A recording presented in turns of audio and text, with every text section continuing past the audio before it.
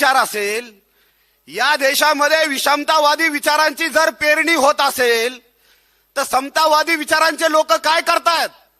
तर माझ्यासारख्या कार्यकर्त्याचं मत आहे, या देशामध्ये विषमतावादी विचार पेरून पेरून या देशातली विषमता निर्माण करणारी जर सरकार या देशामध्ये निर्माण होत असेल आणि सत्तेवर बसत असेल तर समतावादी विचारांची आणि आंबेडकरी मुवमेंटची ही हार आहे. आम्ही सगळे हरलेलो आहेत की आम्हाला इथला विषमतावादी विचार मारता आलेला नाही, समतावादी लोकांना मारता आला नाही आम्हाला. हा विचार हार आमची सबसेल झालेली आहे.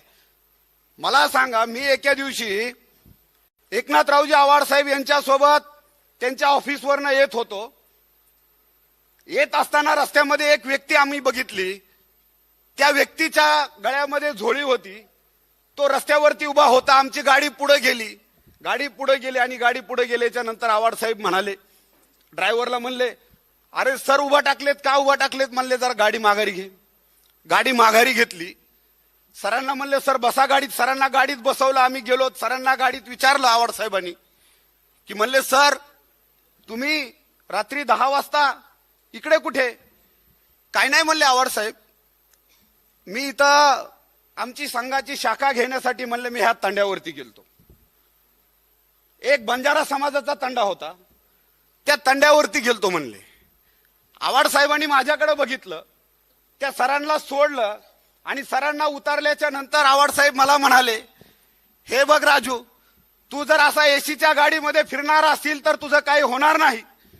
हा 85 वर्षाचं म्हातारं जर त्यांचा विचार पेरण्यासाठी, संघाचा विचार पेरण्यासाठी जर इकडे वाड्या वस्तीवर जाणार असेल तर तुला जर बाबासाहेबांचा विचार पेरायचा असेल तर तुला या गाडीत फिरून चालणार नाही.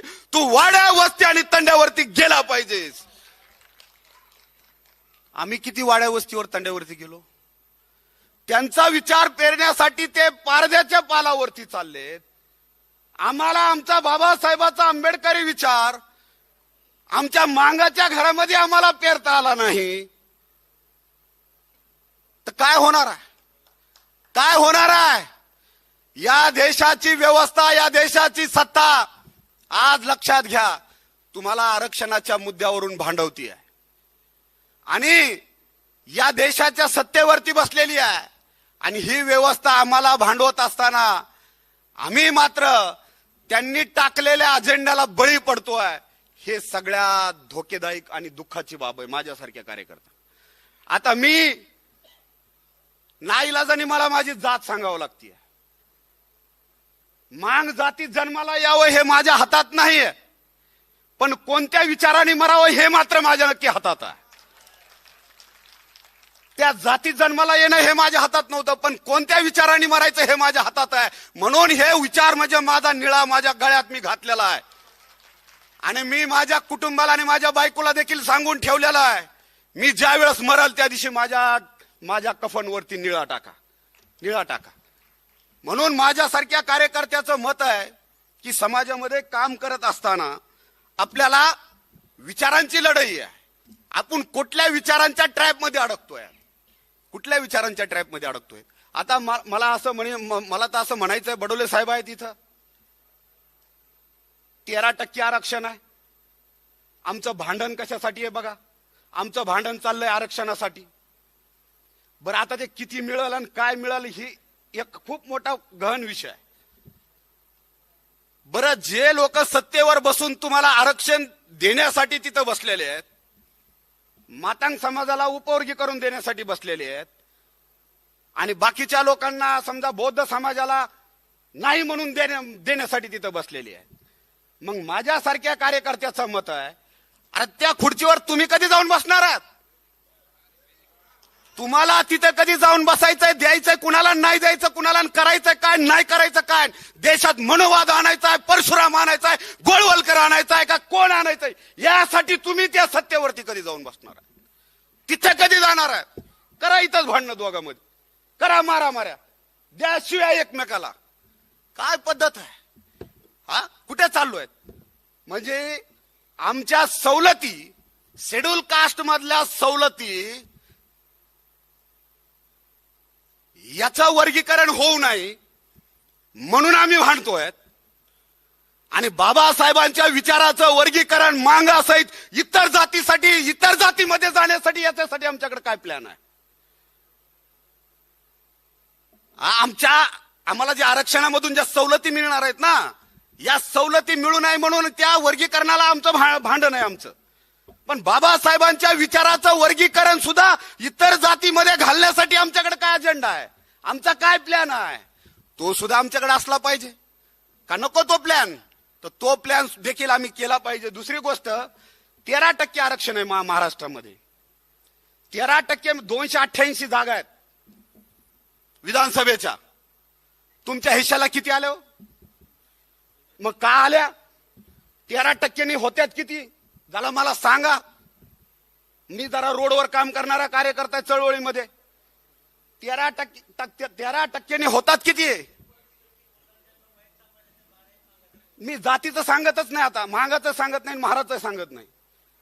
13% जर आरक्षण आम्हाला असेल या महाराष्ट्रामध्ये, आणि जर आम्हाला 29 जागा, आम्हाला 288चं 13% करा, त्याच्या जागा होत्यात किती? आमच्या जागा कमी झाल्या का झाल्या? याचं काय कारण आहे?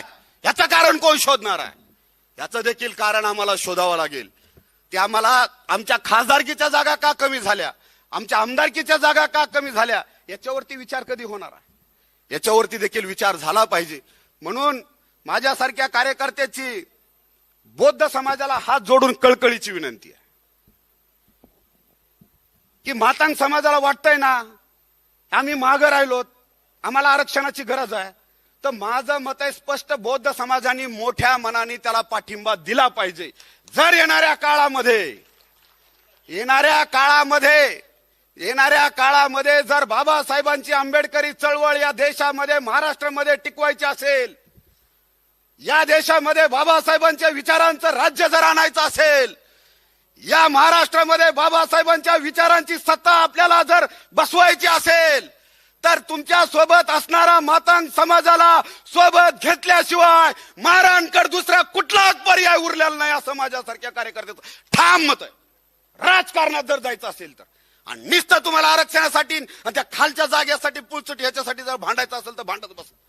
जर तुम्हाला या देशात सत्तेवर बसायचं असेल आणि तिथं जाऊन डर ठरवायचं, बनायचं असेल, तर तुम्हाला एकमेकाला सोबत राहावं लागेल. आणि दुसरी गोष्ट मला सांगायची आहे, आता खेड्यामध्ये आमचे मातंग समाजाचे लोक काय म्हणतात, ज्या वेळेस मराठा मोर्चा आंदोलन निघाले मराठ्यांनी ओबीसी मध्ये मागणी केली, आम्हाला आरक्षण ओबीसीतून मिळालं पाहिजे, त्यावेळेस म्हणले सगळ्या महाराजच्या पुढाऱ्यांनी पाठिंबा दिला. तिथं संविधानाला धोका नव्हता का? तिथं कसं काय पाठिंबा दिला? तिथं नव्हता धोका संविधानाला. पाणी पाजलं, स्टॉल लावले. मग मला काय म्हणायचं, हे सर्वसामान्य माणसांचे प्रश्न आहेत, खेड्यातल्या गावातल्या. हा विचार तुम्हाला आणि आम्हाला करावा लागेल.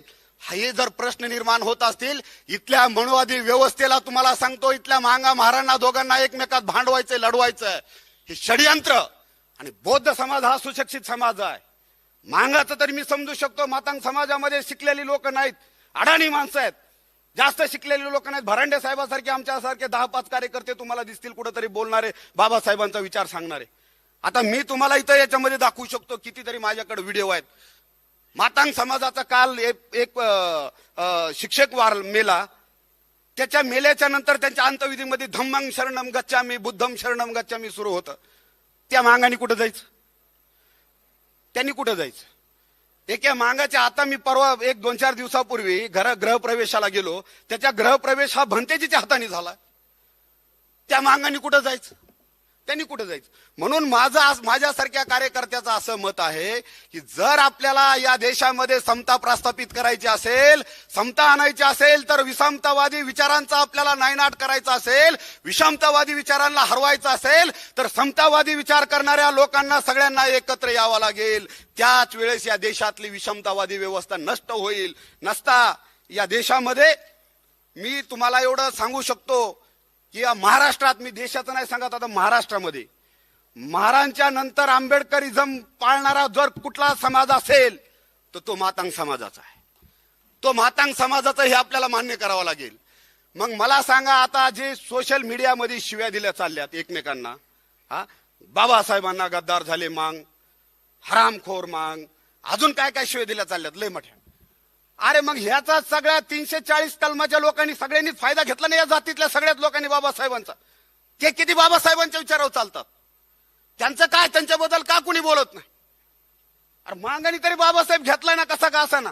त्यांना सांगितलं त्यांच्या कार्यकर्त्यांनी आणि त्यांनी बाबासाहेबांना घेतलाय आणि चाललेत ते सोबत. आणि सोबत चालणाऱ्या माणसाला जर तुम्ही लात घालून किक घालून जर त्यांना बाहेर करणार असताल, माझ्यासारख्या कार्यकर्त्याचं मत आहे मातांग आणि बौद्ध ही मैत्रीच्या शेवटच्या घटका मोजती. महार आणि मांगामधली मैत्री जी आहे का, हे शेवटचे श्वास घेऊ लागलेले आहेत.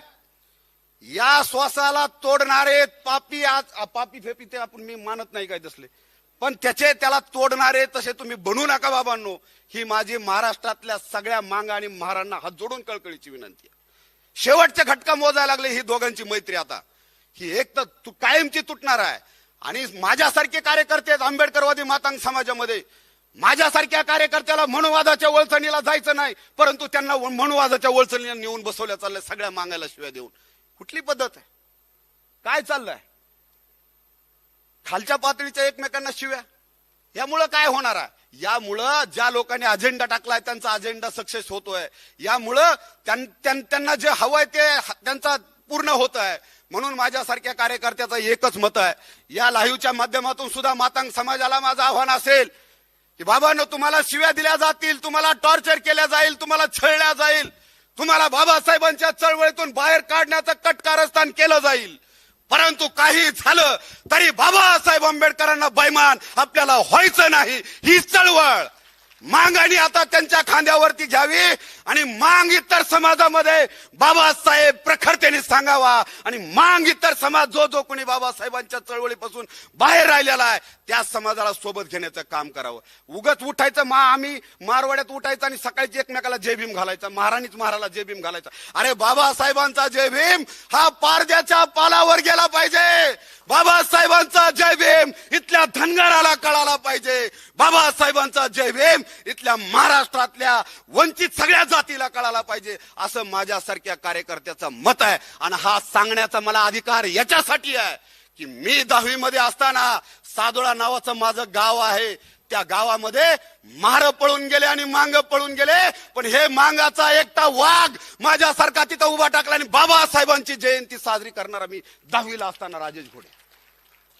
या जयंतीमध्ये एकनाथरावजी आवाड साहेबांनी आणि बाबूरावजी पोटभरेने आम्हाला साथ दिली आणि ते आमच्या पाठीशी उभा टाकले. अजून आमचं दुसरं एक मांगाचा बंडू घोडे नावाचा होता, राधाबाई सुरोशी नावाची एक महिला होती, दुसरा आमचा भारत सिरसट नावाचा एक माणूस होता. कोण राहिलं उभा? सगळे पळून गेले. त्यामुळं बाबासाहेबांची चळवळ ही कुठल्या जातीमध्ये अडकणारी चळवळ नाही. ही चळवळ व्यापक झाली पाहिजे, ही चळवळ सार्वत्रिक झाली पाहिजे, ही जातीच्या बाहेर गेली पाहिजे, जातीय संवेदना मारून टाकल्या पाहिजे, जातीच्या आपल्या सगळ्या प्रत्येकाने आपल्या जातीच्या संवेदना मारल्या पाहिजे. अरे ज्या जातीने आमच्यावर अन्याय केला त्या जातीच्या संवेदना आम्हाला का पाहिजेत? अरे जातीमुळे बाबासाहेब आंबेडकरांना शाळेच्या बाहेर बसवलं, अरे जातीमुळे बाबासाहेब आंबेडकरांना या देशात पाणी पिऊ दिलं नाही, अरे जातीमुळे अण्णाभाऊ साठेंना शिकायचं असून शिकू दिलं नाही, अरे जातीमुळे